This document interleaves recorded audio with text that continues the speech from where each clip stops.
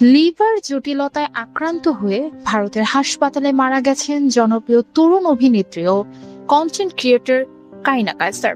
সংবাদের বিস্তারিত অংশ নিয়ে জননী টেলিভিশন ডেস্ক রিপোর্টে সঙ্গে আছি আমি হাবিবা নিশি। শুক্রবার ভারতের ভেলোরের সিএমসি হাসপাতালে চিকিৎসাধীন অবস্থায় শেষ নিঃশ্বাস ত্যাগ করেন কারিনা কায়সার। জননী টেলিভিশনকে তার মৃত্যুর খবরটি নিশ্চিত করেছেন তার বাবা ও সাবেক তারকা ফুটবলার কায়সার হামিদ। পারিবারিক সূত্রে জানা যায়, হেপাটাইটিস জনিত কারণে লিভার ফেলিয়ার হলে উন্নত চিকিৎসার জন্য তাকে চেন্নাই নেওয়া হয়েছিল। ইন্টার্নশিপ এবং 36-24-36 এর মতো জনপ্রিয় কাজের মাধ্যমে ওটিটি ও ছোট পর্দায় নিজের প্রতিভার স্বাক্ষর রেখেছিলেন এই তরুণী। তার এই আকস্মিক বিদায় শোবিজ অঙ্গনে গভীর শোকের ছায়া নেমে এসেছে। মাত্র 25 বছর বয়সে এই প্রতিভাবান অভিনেত্রীর অকাল প্রস্থান কোনোভাবেই মেনে নিতে পারছেন না সহকর্মী ও ভক্ত।